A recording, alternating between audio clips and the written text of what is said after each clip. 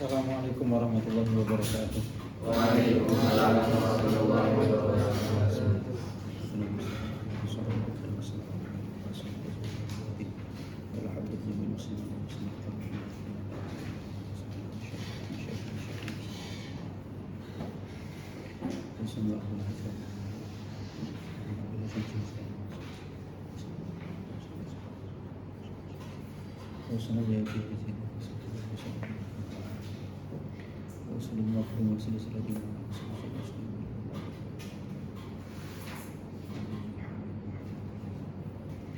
Nafa'anallahu bihi wa bi ulumi fid dharaini amin amin ya rabbal alamin. Al-Fatihah.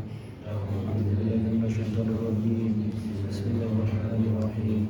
Alhamdulillahi rabbil alamin. Arrahmanir rahim. Maliki yaumiddin. Iyyaka na'budu wa iyyaka nasta'in. Ihdinas siratal mustaqim. Shiratal ladzina an'amta 'alaihim ghairil maghdubi 'alaihim.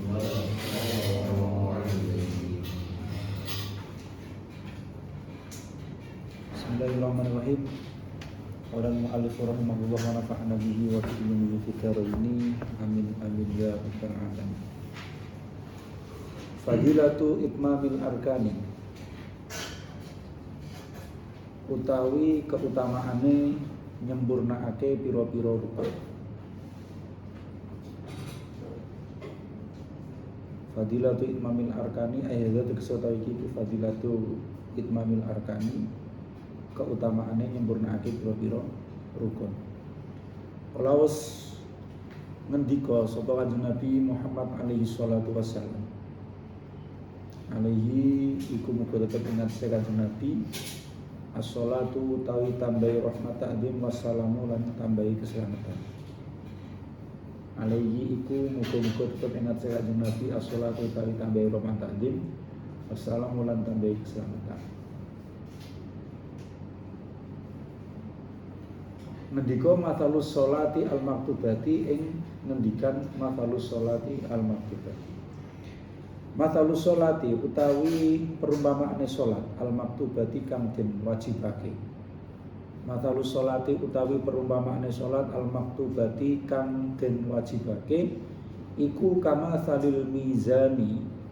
Iku kama salil mizani kaya perumpamaane timbangan. Iku kama salil mizani kaya perumpamaane timbangan.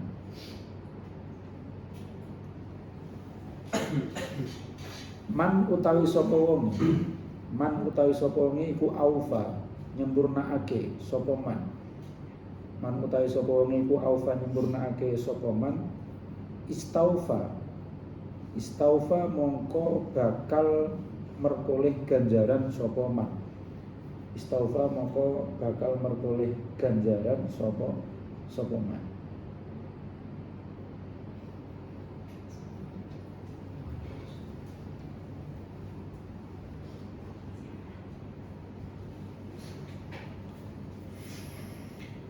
Waqala lan wis ngendika sapa Kanjeng Nabi alaihi iku muga tetep ing atase Kanjeng Nabi. Waqala lan wis ngendika sapa Kanjeng Nabi alaihi iku muga-muga tetep ing atase Kanjeng Nabi apa as-sholatu tambahi rahmat ta'zim wassalamu lan tambahi keselamatan. Ngendika inar rajulaini ing pengendikan inar rajulaini. Maknane inar rajulaini sak temene wong lanang loro.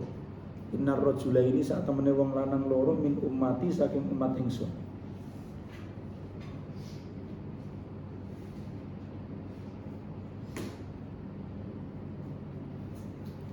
Iku layakumani yekti padha ngedekake sapa rajulaini. Iku layakumani yekti padha ngedekake sapa rajulani ila sholati maring sholat. Ila sholati maring sholat. Warukuha lan utawi ruku'e waruku'uhuma. Waruku'uhuma lan utawi ruku'e rajulaini. Wa sujuduhuma lan sujude rajulaini iku wahidun siji. Waruku'uhuma lan utawi ruku'e rajulaini wa sujuduhuma lan utawi sujude rajulaini iku wahidun siji. Wa inna malan sak temene barang utawa ganjaran. Wa inna malan sak temene barang utawa ganjaran baina sholataihima. Baina sholataihima kang tetep ing dalem antarane salat lorone rajulaini. Kang tetep ing dalem antarane salate rajulaini. Wa inna malan sak temene ganjaran baina sholataihima kang tetep ing dalem antarane salate rajulaini iku ma jarak baina samai kang tetep ing dalem antarane langit wal ardi lan bumi. Iku ma jarak baina samai kang tetep ing dalem antarane langit wal ardi lan bumi. Wa asyara lan isyarah sapa kanjeng Nabi ilal khusyu'i maring khusyuk.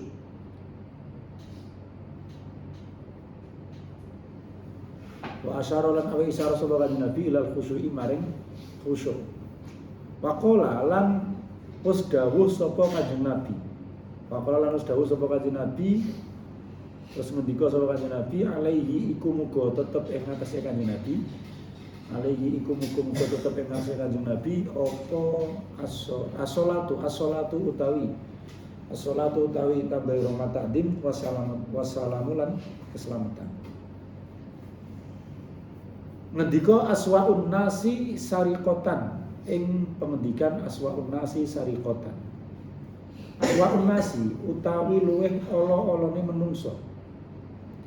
Aswaun nasi utawi luweh ala-alane menungso apane sariqatan oleh nyolong. Apane sariqatan oleh nyolong iku man wong. Iku man wong.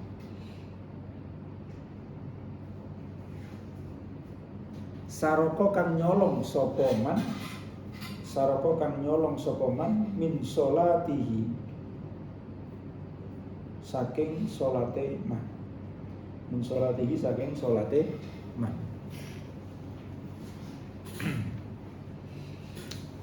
Jadi kalau melaksanakan sholat itu kita harus menyempurnakan rukunnya. Ini fadilahnya menyempurnakan rukun sholat itu sangat luar biasa gitu kan. Bahkan ketika kita tidak menyempurnakan rukunnya sholat, kita sholatnya itu dianggap buruk. Nah kalau sholatnya buruk, konsekuensinya apa? Seperti yang kemarin disampaikan dalam hadisnya Rasulullah itu, ketika sholat kita buruk, maka seluruh amal kita itu ya, fa in wujidat tamatan kubilat minhu wasairu amalihi wa in wujidat naqisatan ruddat alaihi wasairu amali. Ketika sholatnya itu dihitung baik, dihitung sempurna, maka sholat tersebut diterima dan seluruh amalnya itu juga akan diterima. Sebaliknya wa in wujidat naqisatan ruddat alaihi wasairu amali. Ketika sholatnya itu ditemukan atau dihitung tidak sempurna, maka ruddat, dikembalikan sholat tersebut atau ditolak sholat tersebut dan juga seluruh amalnya. Jadi yang menjadi parameter amalan kita diterima itu adalah sholat. Kalau sholat kita itu tidak sempurna, maka seluruh amal kita itu juga akan dihitung tidak sempurna atau bahkan bisa tertolak. Maka menyempurnakan sholat itu menyempurnakan rukun-rukunnya sholat itu menjadi sangat penting, karena ini yang menjadi pertaruhan kita nantinya ketika dihisab itu adalah sholat kita. Maka Rasulullah bersabda tentang penyempurnaan rukun-rukun sholat ini. Matalus sholati al-maktubati kamathalil mizani man aufa istaufa. Jadi perumpamaan sholat maktubah, sholat wajib itu sama seperti mizan, sama seperti timbangan. Man aufa istaufa. Kalau orang itu menyempurnakan sholat, maka dia juga akan mendapatkan kesempurnaan pahala. Tapi kalau sholatnya itu kok tidak sempurna, ya otomatis pahalanya juga tidak sempurna. Maka di situ ada catatan kakinya itu ya. Qauluhu man aufa istaufa ay man hafadhu 'alaiha biwajibatiha wa mandubatiha istaufa Allahu ma wa'adahu minal fauzi bidari thawabi wan najati min alimil adzabi.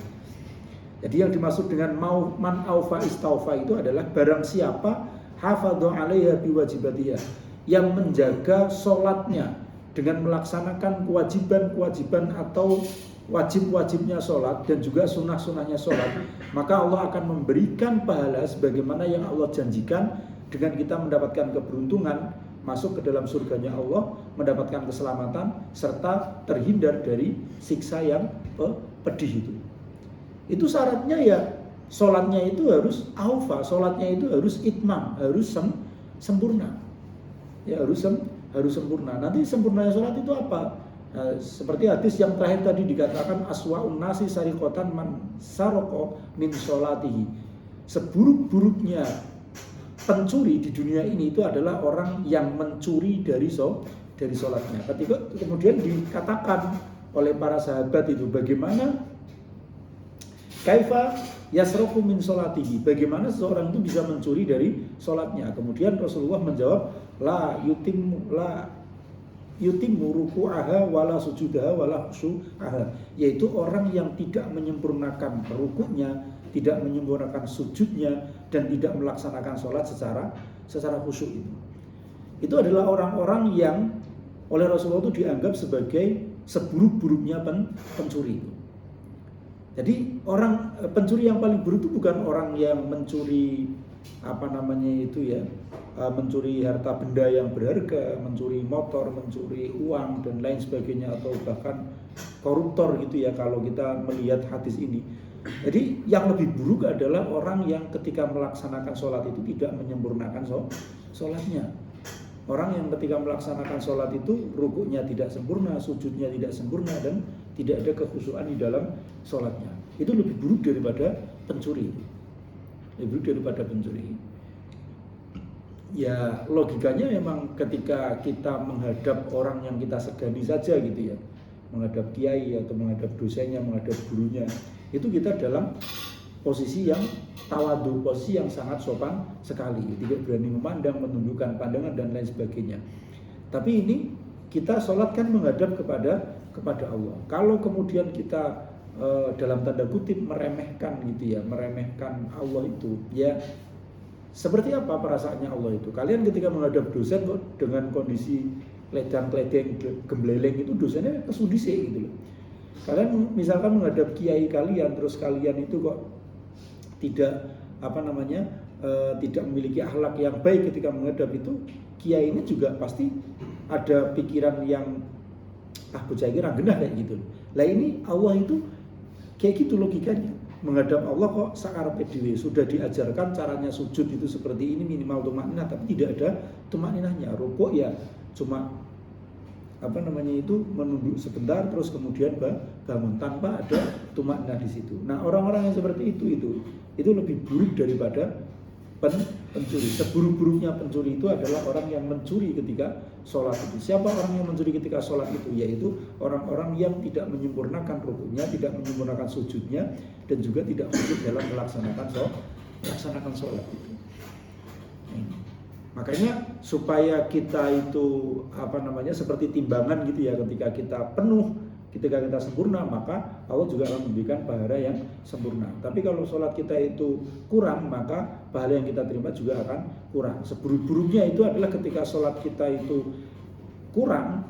Di hadis yang lain itu wa in wujidat naqisotan ruddat alaihi, maka sholatnya itu tertolak, sholatnya itu dikembalikan, tidak diterima oleh Allah. Dan yang lebih buruk lagi, wasairu amali, yang tertolak tidak hanya sholatnya tapi seluruh amalannya itu juga menjadi tertolak itu. Maka ini hati-hati ketika kita dalam melaksanakan sholat. Semaksimal mungkin, sebisa mungkin kita usahakan, kita sempurnakan syarat dan juga rukunnya. Kita sempurnakan wajib dan juga sunnahnya. Ya minimal wajibnya lah, rukun-rukunnya itu minimal disempurnakan. Yo nek ojo terlalu banter lah, ya banter ora apa-apa tapi jangan terlalu banter. Minimal tumakninah. Baca subhana rabbiyal azim ketika rukuk itu ya minimal sekali, jangan terus kemudian rukuk nggak baca apa-apa itu ya.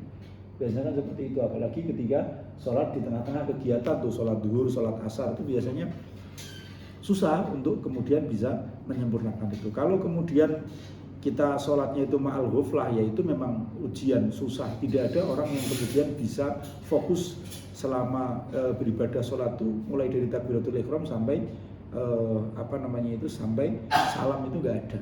Tapi kita harus berusaha semaksimal mungkin. Nah, cara supaya kita tidak terlalaikan itu adalah dengan cara kita menyempurnakan rukun dan juga sunnah-sunnahnya. Bacaan-bacaannya itu kita baca. Itu salah satu cara untuk kita itu supaya tidak lupa atau tidak memikirkan hal lain ketika melaksanakan sholat. Tapi kalau kita hanya ngalamun saja itu, yaitu akan semakin sering kita untuk lupa. Maka dibaca. Kalau disyariatkan atau disunahkan untuk membaca, ya dibaca gitu. Soalnya Al-Fatihah itu kan rukun, harus dibaca, ya harus dibaca, jangan dibatin kayak gitu. Terus kemudian doa-doa ketika rukuk, ketika sujud itu kan sunahnya dibaca, ya dibaca, jangan hanya dibatin. Itu akan meminimalisir kelalaian kita ketika melaksanakan sholat. Nah itu. Terus kemudian ada satu hadis lagi, innar rajulaini min ummati la yaqumani. Ada 2 orang laki-laki kata Rasulullah itu. Kata Rasulullah itu sesungguhnya 2 orang itu dari umatku itu mereka melaksanakan sholat, ingin mendirikan sholat. Warukuhuma wa sujuduhuma wahidun. Rukuknya, sujudnya itu sama. Jadi ada 2 umatnya Rasulullah, 2 orang umatnya Rasulullah, laki-laki umatnya Rasulullah itu melaksanakan sholat dengan cara yang sama. Sholatnya sesuai, gerakannya itu sesuai dengan yang diajarkan oleh Rasulullah. Orang yang meruku ping pindho atau sujudnya sekali, tidak, sama. Rukuknya sama-sama sekali, sujudnya sama-sama 2 kali, dan tidak menambah rakaat, tidak mengurangi rakaat, tidak, sama-sama duhur itu ya 4 rakaat, kalau sholat subuh itu ya juga 2 rakaat, sama, pokoknya sholatnya itu sama, intinya kayak gitu. Wa inna ma baina sholatayhima ma baina samai wal ardi. Tapi pahala yang diterima atau kualitas sholatnya dari kedua orang tersebut itu adalah ma baina samai wal ardi. Ya. Selisih kualitas sholatnya atau selisih pahala yang akan dia terima itu adalah sesuatu atau jarak antara langit dan juga bumi. Jadi sangat jauh sekali. Langit itu di mana saja kita nggak ada yang tahu ya. Itu langit itu entah mana ada manusia yang sudah bisa sampai ke langit, kan belum ada itu. Konon katanya ada manusia yang bisa sampai ke bulan, tapi itu juga kontroversi. Kemudian ada juga yang mengkritisi kalau dia tidak sampai di bulan, hanya berada di studio Hollywood kan kayak gitu. Dan tidak ada satelit-satelit juga tidak pernah menggambarkan langit itu seperti apa. Ya, kita sampai ke bulan saja itu sudah tidak diketahui seperti apa di sana itu. Ini bayangkan antara langit dan juga bumi. Jadi ini menggambarkan jarak yang sangat luar biasa. Bahkan kalau akhir-akhir ini ya, di era-era ini tuh dimubalaghahkan bainas sama wasumurbur gitu ya. Jadi tidak hanya bumi tapi dasar dari bumi. Ini untuk menggambarkan begitu jauhnya kualitas sholat kedua orang tersebut itu. Jadi meskipun gerakannya itu sama, rakaatnya itu sama, tapi kualitasnya itu selisihnya itu seperti langit dan juga bumi. Nah, kemudian wa asyara ilal khusyu'i, dan Rasulullah kemudian memberikan isyarah tentang kekhusyuan. Di dalam hadisnya itu Rasulullah kemudian menjelaskan, oh ini tuh yang khusyuk, yang pahalanya atau sholatnya itu diterima, ini yang tidak khusyuk, yang kemudian tidak diterima itu. Nah, kalau di bawah itu ada catatannya juga itu, wa fi riwayatin oh tidak ada, kalau ini tidak ada ini.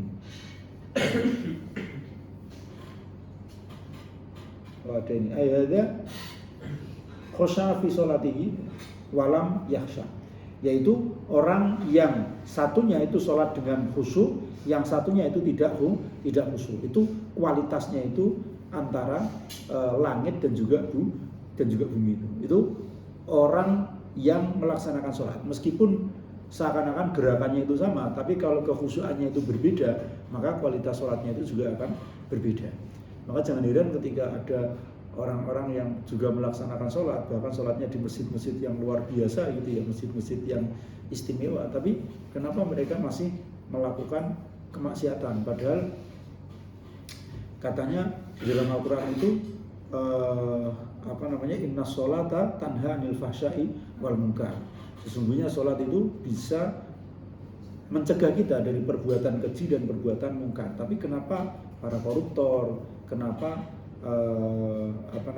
orang-orang yang berbuat kejahatan itu Kenapa mereka itu kok beragama Islam dan mereka itu sholat dengan tekun itu. Nah ini kualitas sholatnya mungkin yang kemudian tidak diterima oleh Allah Subhanahu wa Ta'ala.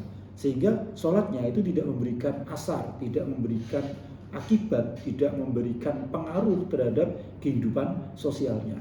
Jadi meskipun sholatnya itu rajin, tapi secara sosial, secara kesolehan mereka itu tidak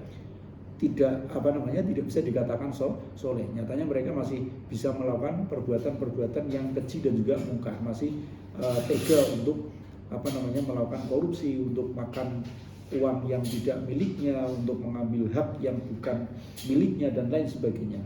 Yaitu jawabannya ya gitu. Kenapa masih melakukan itu padahal dia melaksanakan sholat? Ini bisa jadi sholatnya itu kemudian tidak diterima atau ruddat dikembalikan kepada orang tersebut. Nah itu fadilah dari menyempurnakan rukun-rukunnya sholat. Maka sebisa mungkin, semaksimal mungkin kita harus menjaga rukun-rukunnya sholat, menjaga wajib-wajibnya sholat, dan menjaga kesunahan-kesunahan sholat. Dalam upaya untuk apa? Supaya sholat kita itu kemudian bisa diterima oleh Allah Subhanahu wa Ta'ala. Yang meminimalisir kesalahan-kesalahan, meminimalisir kelalaian kita di dalam sholat. Nah ini harus belajar, harus istilahnya itu ya, harus dilatih gitu ya, harus dilatih. Tidak bisa serta merta nanti sholatnya nunggu khusyuk, biar dia khusyuk dulu kan nggak pernah dilatih, nggak akan bisa khusyuk. Mas podoe daripada sholat orang ditompo, bisa sholat khusyuk, mendingan orang sholat gitu kan, sampai ke waktu dan juga yang lainnya. Nggak seperti itu cara berpikirnya. Cara berpikirnya itu adalah yang dilatih setiap hari, setiap saat saja itu belum terlatih. Apalagi kalau kita tidak pernah melatih itu. Segala sesuatu itu butuh proses, butuh adanya latihan.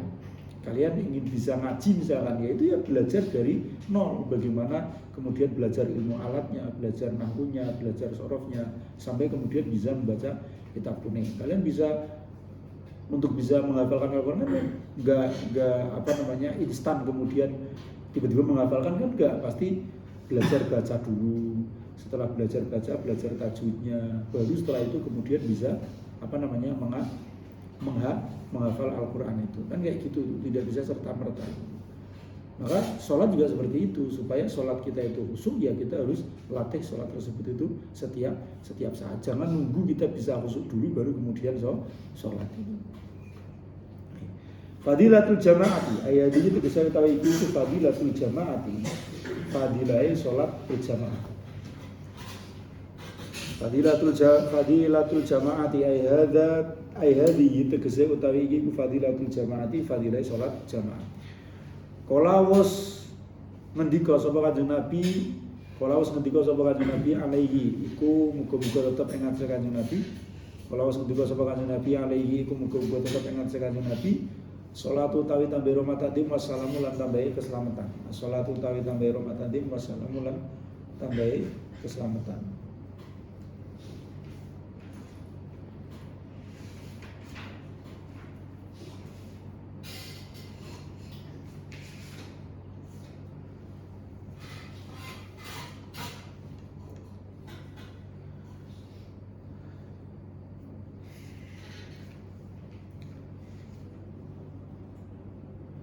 Sholatul jamaati tafdolu sholatal fadhi bisab'in wa isrina darajatan. Ing pengendikan sholatul jamaati tafdolu sholatal fadhi bisab'in wa isrina darajatan. Sholatul jamaati utawi sholat berjamaah. Sholatul jamaati utawi sholat berjamaah iku tafdolu ngluwihi apa sholat jamaah. Iku tafdolu ngumbuli utawa ngluwihi apa sholat jamaah, ngumbuli sholatal fadhi ing sholat ijen. Sholatal fadhi ing sholat ijen bisamin kelawan itu wa isrina lan 20, bisamin kelawan itu wa isrina lan 20 apane darujatan derajate. Wa qala lan ngendika sapa Ibnu Abbas.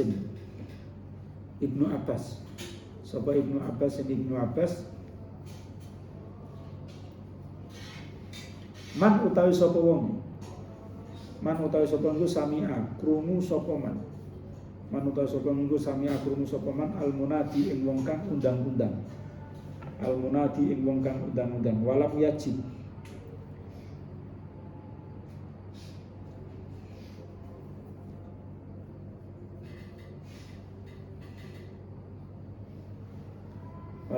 lan orang jawab sapa man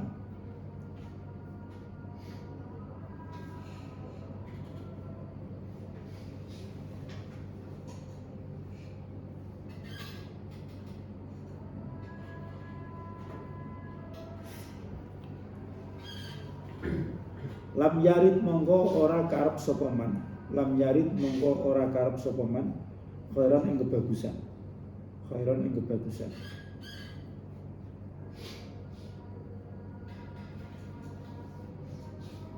walam yurat lan ora den balikake apa khair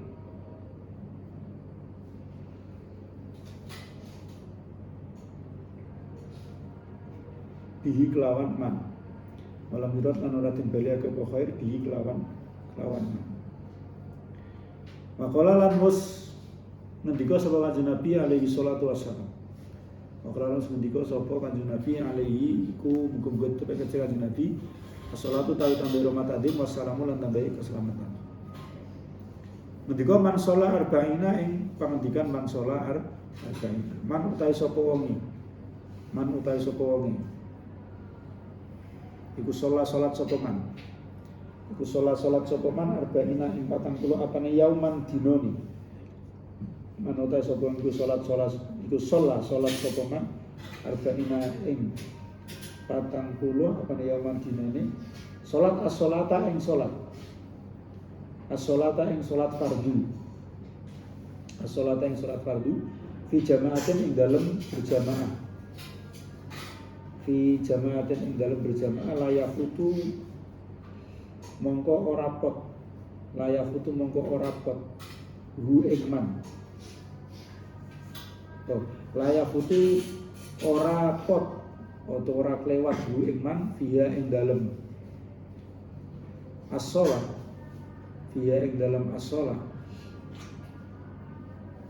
apa takbiratul ihrami takbiratul ihram jawabe man kataba mongko nyatet sapa Allah Gusti Allah lagu maring man kataba mongko nyatet sapa Allah Gusti Allah lagu maring man nyatet baro ataini ing rong lebaran baro atom sijine lebaran minan nifaki saking sifat munafik baro atom lan sijine lebaran minan nari saking geni neraka Nah, sekarang ini adalah fadilahnya sholat berjamaah. Bagaimana yang populer di kalangan kita itu ya, ada hadis sholatul jamaati tafdhulu sholatal fardhi bi 27 darajatan. Sholat berjamaah itu memiliki keunggulan dibandingkan dengan sholat yang dilaksanakan secara sendirian dengan keunggulan 27 derajat. Jadi ada jarak 27 derajat bagi orang-orang yang melaksanakan sholat berjamaah dibandingkan dengan orang yang sholatnya itu sendirian. Terus kemudian Ibnu Abbas juga berkata gitu ya, juga pernah berkata, man sami'a al-munadi walam yajib lam yarid khairan walam yuraddi. Jadi orang yang mendengar panggilan yang dimaksud di sini adalah panggilan untuk melaksanakan sholat gitu ya. Dan dia tidak menjawab dalam artian tidak mendatangi panggilan tersebut, maka dia tidak menginginkan kebaikan dan kebaikan itu tidak akan kembali kepada dirinya. Artinya dia tidak akan mendapatkan kebaikan. Kalau orang mendengarkan undangan untuk melaksanakan sholat, tidak datang untuk sholat kata Ibnu Abbas, maka orang tersebut tidak akan mendapatkan kebaikan. Terus ada hadis lagi yang mengatakan barang siapa yang sholat selama sholat wajib ya, sholat 5 waktu itu selama 40 hari secara berjamaah dan dia selalu tidak ketinggalan takbiratul ihram dari imam.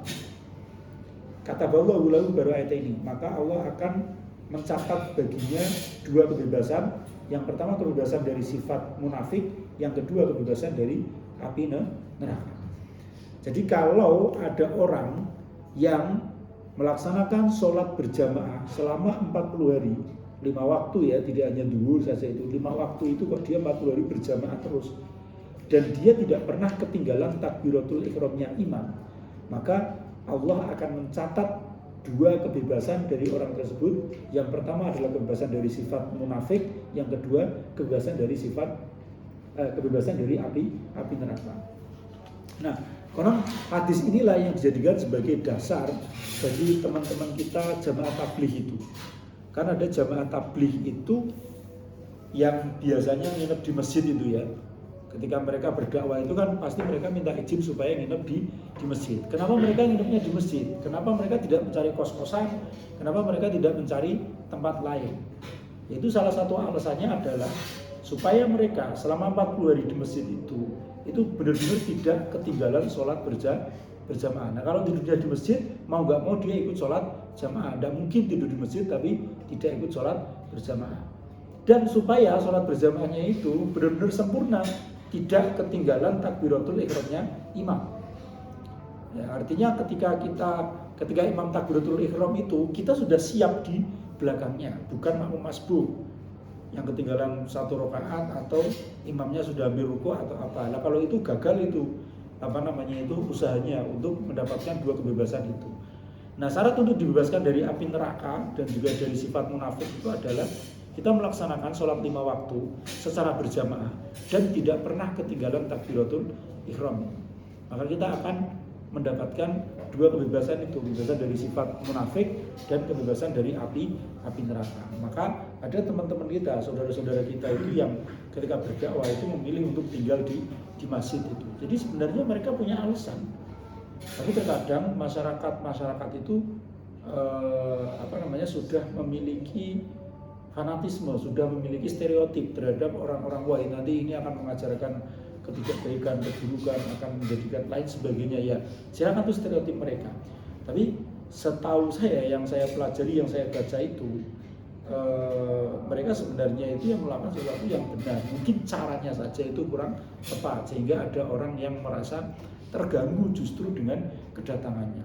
Jangankan kok dakwah dengan didatangin ke rumahnya, terus kemudian diajak, padahal nggak kenal, dan juga yang lainnya. Sama yang kenal saja, terkadang didakwahi saja itu merasa terganggu gitu loh. Apalagi dengan orang baru yang kemudian dia itu agresif sekali, masuk bertamu ke rumah, kemudian mengajak untuk pergi ke masjid, ikut kajian, ikut jamaah dan lain sebagainya. Pasti rasanya tidak nyaman gitu. Itu yang sebenarnya itu tertolak di situ. Tapi sebenarnya niatannya bagus. Cuman kalau dalam ilmu dakwah itu pendekatan yang dia gunakan itu kurang lembut, kurang soft gitu. Ya itu tadi, terkadang dengan orang yang sudah kenal saja, kalian dengan teman kalian, dengan guru kalian diingatkan saja itu masih ada perasaan tersinggung, apalagi ini orang lain. Nah, kekurangannya menurut saya bukan kesalahan sih. Kekurangannya menurut saya itu di situ, kurang menggunakan psikologi dalam mendekati masyarakat itu.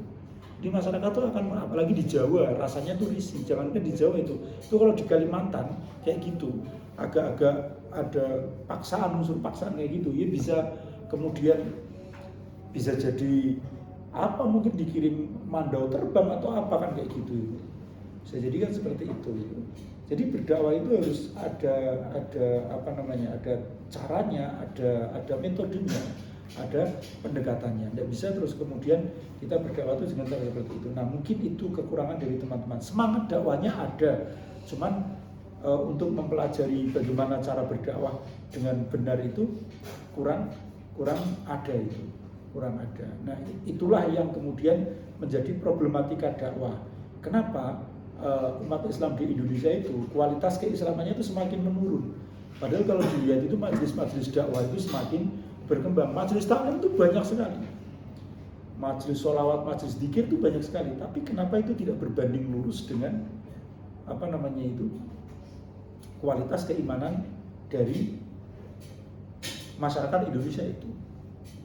Itu kenapa gitu? Nah, ada satu analisis gitu ya. Ada permasalahan untuk problem dakwah di masyarakat itu. Yang pertama itu adalah pemahaman sempit tentang kegiatan dakwah. Makanya disebut dakwah itu adalah kegiatan keagamaan, seremonial keagamaan, ceramah. Rata-rata masyarakat itu, mungkin kalian juga akan berpikir ketika saya ngomong kepada kalian, coba pikirkan satu kata ketika saya menyebutkan dakwah, pasti rata-rata adalah ceramah. Ketika saya ngomong kepada kalian, coba pikirkan satu tokoh ketika saya menyebutkan kata dai atau pendakwah, pasti yang muncul di pikiran kalian pertama kali itu adalah para penceramah. Padahal sebenarnya ceramah itu hanya bagian kecil dari kegiatan dakwah itu. Nah, ini pemahaman masyarakat itu kayak gitu.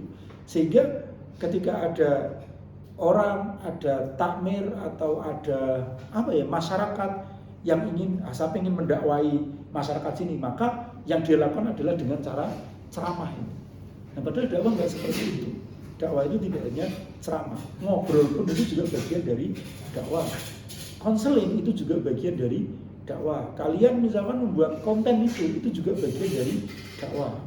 Jangan terus kontennya nanti isinya ceramah lagi gitu. Saya sering memberikan tugas kepada mahasiswa itu, silakan bikin konten dakwah isinya ceramah. Enggak seperti itu.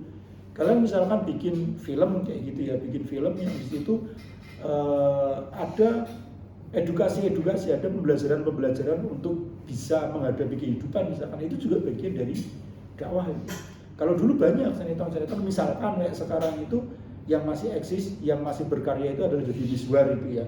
Ketika di bulan puasa itu ada para pencari Tuhan PPT itu ya, sekarang sampai jilid berapa itu.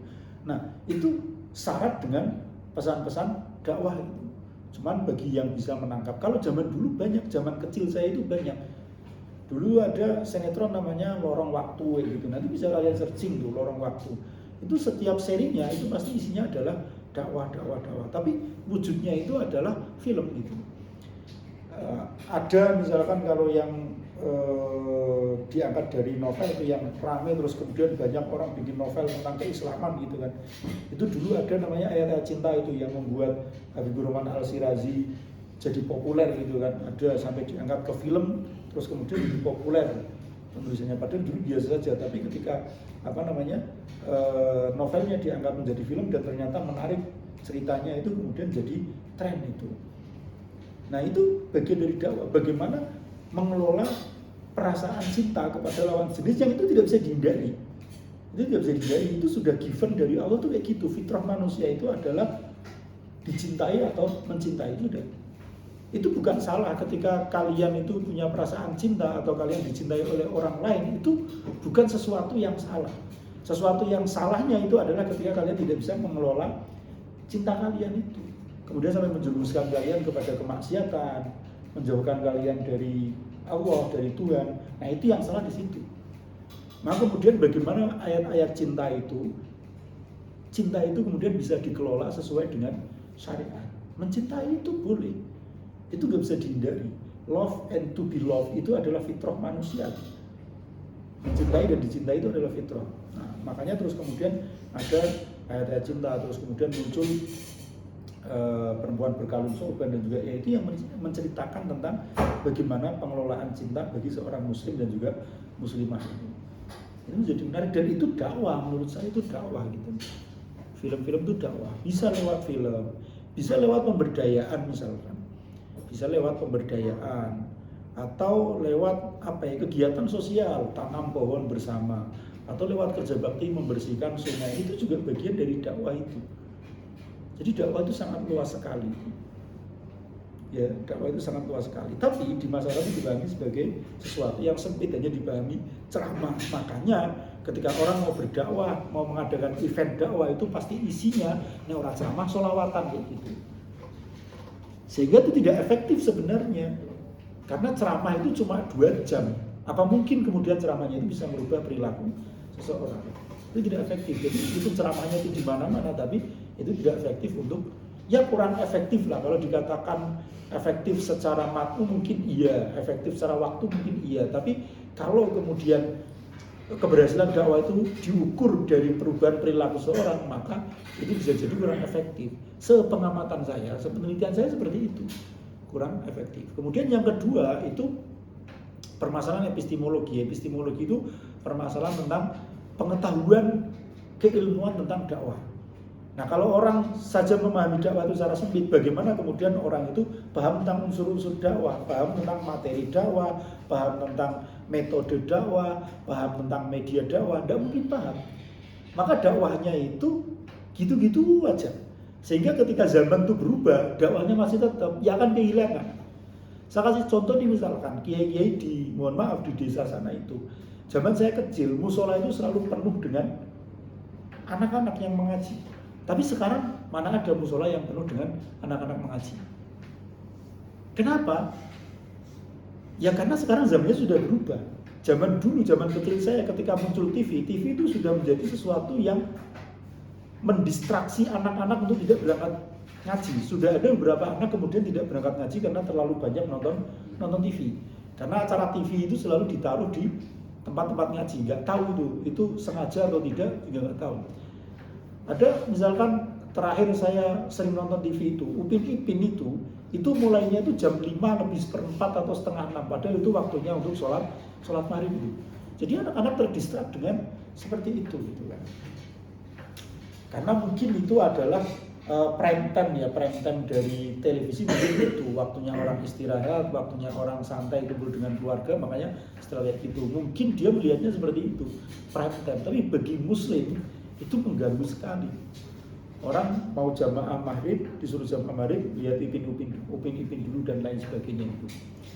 Nah, jadi zaman dulu itu kita nggak terdistrak dengan apapun, nggak ada permainan, nggak ada sesuatu yang menarik kecuali kita kumpul dengan teman-teman, dan tempat kumpulnya itu pasti musola. Jadi kita semangat ngajinya, meskipun ngaji di senang-senang sama kiainya, tapi senang kumpul dengan teman-teman. Hiburan kita cuma itu. Kemudian ketika TV mulai muncul, itu mulai hilang. Terus sekarang HP muncul itu, ya anak-anak itu lebih asik main HP. Sedangkan, ya mohon maaf, kiai-kiainya itu tidak menggunakan pendekatan yang lain. Kayak gitu aja. Prinsipnya, nah orang sementara yang dulu tak ajar, misalkan orang lain, bagaimana masalah koyak-koyakan kayak gitu. Nah ini sebenarnya permasalahan epistemologi. Jadi permasalahannya bukan anaknya yang tidak mutlak, anaknya itu tidak mau karena terdistrak dengan HP atau TV, tidak. Tapi bagaimana kemudian kita bisa bawa TV, bisa bawa HP itu ke musola, sehingga tetap tujuannya adalah musola itu. Misal masjid dan musola itu dipasang wifi gratis misalkan, atau ngajinya itu tidak monoton kayak gitu aja. Kadang-kadang diperlihatkan di LCD itu ya, film-film tentang keislaman, dibuat yang menarik dan juga yang lain. Nah, ini kalau kita kaya dengan epistemologi. Tapi kalau tidak kaya dengan epistemologi ya kayak gitu, tidak bisa mengatasi problem dakwah. Dia tidak tahu ketika kenapa anak-anak sekarang nggak mau ngaji, nggak tahu ya, karena sudah ada HP ya, mau gimana lagi? Kita nggak bisa berbuat apa-apa. Itu sudah zamannya kayak gitu, ya nggak bisa kayak gitu. Sebagai seorang dai itu harus berusaha, harus punya solusi jalan keluar kayak gitu. Terus permasalahan yang terakhir itu adalah tidak ada penghargaan terhadap dai. Nah ini sebenarnya ada hubungannya dengan yang pertama, karena dai itu dianggap atau disempitkan maknanya sebagai kegiatan ceramah, sehingga yang dianggap dai itu adalah penceramah. Maka orang-orang yang sebenarnya mereka itu masuk kategori dai, itu mereka tidak mendapatkan penghargaan apapun. Misalkan kayak orang takmir masjid atau marbot masjid, itu mereka dai. Karena mereka adzan, mereka membuat program kajian dan juga yang lainnya. Itu mereka dai. Tapi justru mereka tidak dihargai, yang dihargai adalah penceramahnya. Misalkan ada kalian remaja masjid gitu ya, terus kemudian kalian mengadakan peringatan Maulid Nabi dengan mengundang dai populer itu dai populernya dibayar puluhan juta, tapi apresiasi untuk panitianya nggak ada dari masyarakat. Siapa yang kenal panitianya? Siapa yang kenal ketua panitianya? Nggak ada itu. Itu yang membuat kemudian orang itu melakukan kegiatan dakwah itu separuh-separuh, karena tidak ada penghargaan terhadap dai. Justru yang harusnya dihargai itu adalah orang-orang yang orang-orang yang menginisiasi untuk mengadakan acara kegiatan dakwah. Itu dai sejatinya di situ, yang mendampingi masyarakat setiap saat itu. Kalau penceramahnya itu cuma datang paling 2 jam lama-lamanya, itu bayarannya aja puluhan juta, sedangkan yang mendampingi masyarakat itu sama sekali tidak dihargai gitu. Kadang malah dicaci maki, kadang malah dituduh wah badannya gede dan juga yang lainnya kayak gitu kan. Jadi sehingga orang-orang itu mau berdakwah itu jadi enggak, jadi ragu. Akhirnya orang tidak ada yang malas untuk ke masjid menjadi muadzin, orang jadi malas untuk ngurusin kebersihan masjid dan juga yang lain. Itu terjadi di tempat saya, karena itu terjadi. Sekarang di tempat saya itu imamnya itu kalau pas saya pulang itu ya adzan sendiri, pujian sendiri, qomat sendiri, imam sendiri itu. Padahal dulu itu ada yang biasa rajin adzan dan juga yang lain, tapi entah ada problem apa, kemudian beliaunya itu menjauh dari masjid.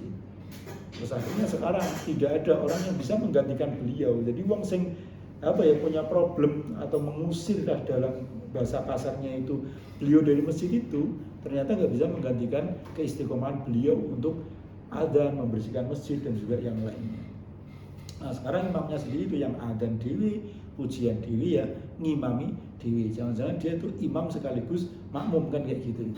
Jadi seperti itu. Nah karena tidak ada penghargaan itulah, maka kualitas keislaman di Indonesia itu jangan heran ketika meskipun terlihat makmur dalam acara keagamaan, tapi tidak berbanding lurus dengan kualitas keislaman dan kualitas keagamaan dari rakyat Indonesia. Itu yang terjadi itu seperti itu. Ya. Maka kita itu ya sebagai seorang santri yang nantinya akan terjun ke masyarakat itu, kita harus bisa mengatasi problem-problem tersebut itu. Maka kita harus bisa memahami gitu ya, memahami bagaimana kemudian kita itu mau berdakwah, bagaimana ilmu kita untuk berdakwah supaya apa yang kita lakukan itu bisa efektif gitu, bisa efektif, tidak mambrah kemana-mana atau bahkan tidak mendapatkan penolakan. Seperti ya ini tadi teman-teman yang jauhlah gitu ya, yang punya kegiatan jauhlah jamaah tabligh itu sebenarnya semangatnya sudah bagus, tapi karena ya mungkin kurang memahami, kurang belajar tentang epistemologi dakwah, akhirnya banyak mendapatkan stereotip yang negatif dari masyarakat itu. Maka ya di masyarakat itu ya kita harus ya bisa nyelondoi, bisa memberikan kita harus bisa menjadi sumber mata air di tengah kegersangan kehidupan masyarakat supaya kita bisa diterima. Fadilatus sujudi. Ayani tegese utawi iki iku fadilatus sujudi, fadilai sujud. Wa qala lan wis dawuh wis ngendika sapa Kanjeng Nabi alaihi salatu wassalam. Alaihi kum tetep ingat saya Kanjeng Nabi salatu tawi dan berhormat adim wassalamu lan tambahi keselamatan. Ma taqarrabal abdu ila Allah ta'ala bi syai'in afdalu min as-sujudi al-khafiyyi. Ing dawuh ma taqarrabal abdu ila Allah. Ma taqarraba ora parek sapa al-abdu kawula.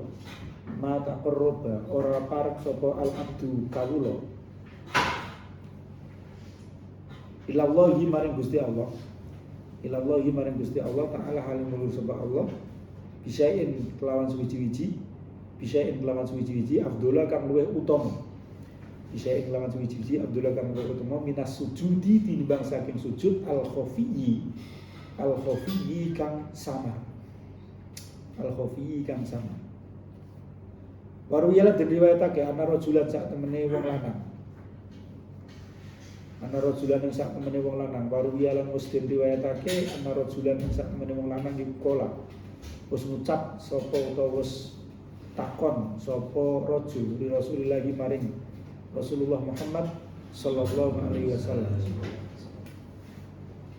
Ud'u donga sawa panjenengan Allah Gusti Allah. Ud'u donga sawa panjenengan Allah Gusti Allah. Ayat ja'ala ing arep yen to dadekake. Ayat ja'ala ing arep yen to dadekake sapa Allah ni ing ingsun. Ayat ja'ala ing arep yen to dadekake sapa Gusti Allah ni ing ingsun. Dadekake min ahli syafaatika saking golongane wong kang oleh syafaate panjenengan. Min ahli syafaatika saking golongane wong kang oleh syafaate panjenengan. wa ayyurziqa lan arep ento aweh rezeki wa ayyurziqa lan arep ento aweh rezeki sapa Allah ing ingsun wa ayyurziqa lan arep ento aweh rezeki sapa Allah ing ingsun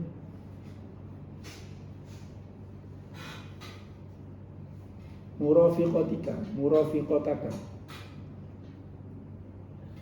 ing ngancani panjenengan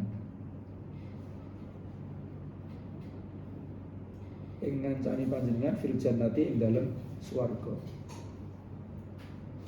murafiqataka ing ngancani panjenengan fil jannati ing dalem swarga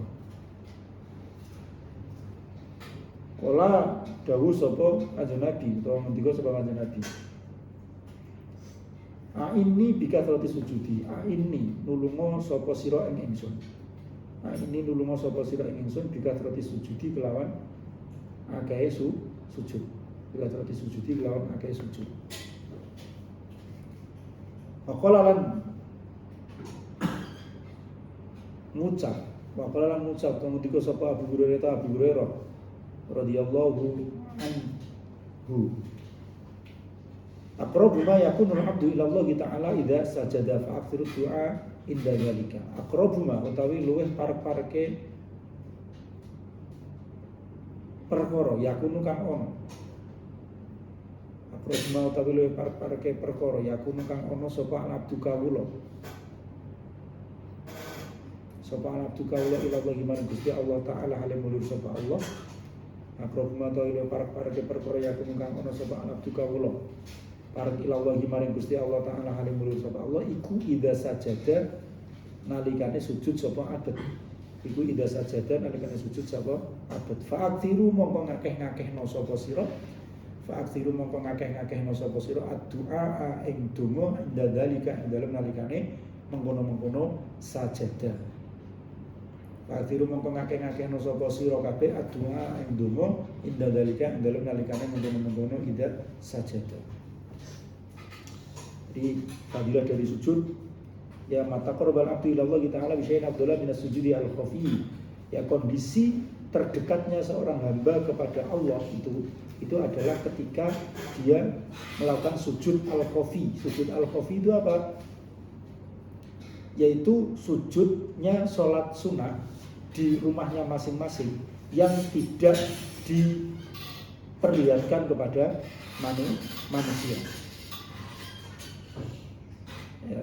Jadi sujud al-khawfi yang dimaksudnya adalah sujudnya sholat sunnah seseorang yang dilakukan di rumahnya dan tidak dilihat oleh manusia. Itu adalah mata korban abdu, kondisi di mana seorang hamba itu sangat dekat dengan Allah atau cara mendekatkan diri seorang hamba kepada Allah itu yang paling utama adalah dengan sujud al-khawfi. Dengan sujud ketika sholat sunnah dan tidak diperlihatkan kepada manusia. Diriwayatkan ada seorang laki-laki di sini diceritakan yang meminta doa kepada Rasulullah, "Ullaha ayyaj'alani min ahli syafa'atik wa yurziqani murafiqatak fil jannah." Ya Rasulullah, tolong doakan saya supaya saya dijadikan sebagai golongan yang menerima syafaatmu dan juga Allah memberikan kepada saya kesempatan untuk menemanimu di surga.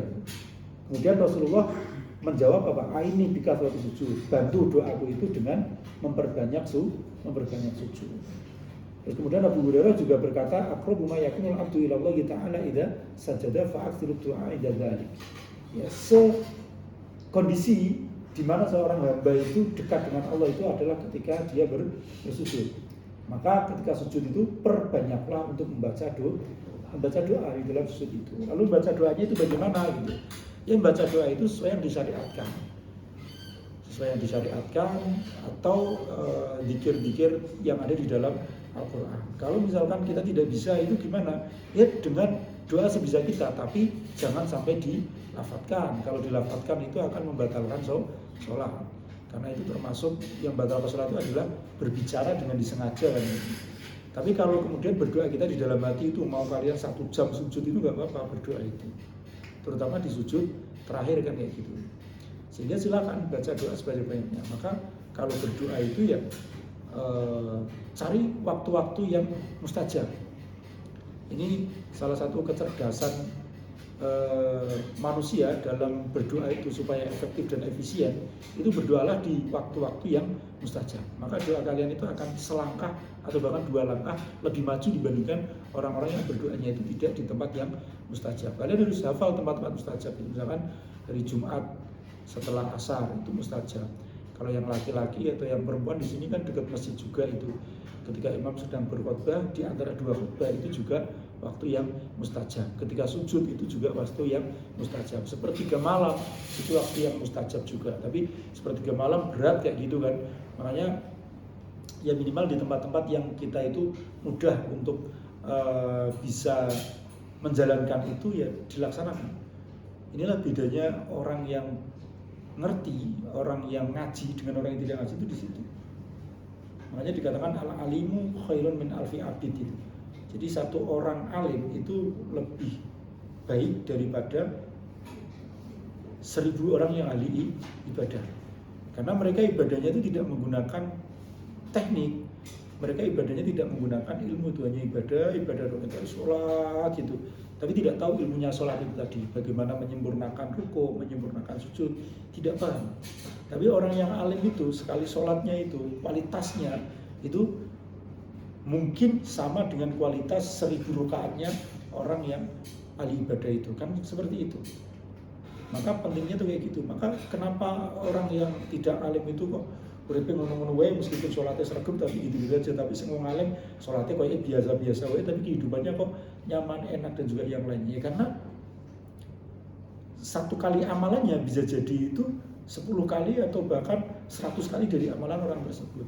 Ini meskipun santai tapi sampai itu lebih cepat orang yang alim karena tahu trik-triknya, tahu ajaran yang benar itu seperti apa, tahu bagaimana kemudian sholat kita itu diterima oleh Allah, tahu kapan tempat-tempat mustajab ketika kita berdoa itu kemudian dikabulkan oleh Allah. Nah, salah satunya itu adalah idza sajadah. Ketika kalian sujud itu, terutama sujud terakhir itu, perbanyaklah membaca doa. Di situ waktu di mana kita itu sangat dekat sekali dengan Allah. Nah, kalau dekat dengan Allah itu berarti ketika kita kita bisik-bisik dengan Allah, kita bermunajat atau kita memohon sesuatu permohonan itu kemungkinan besar akan didengar oleh Allah Subhanahu wa taala.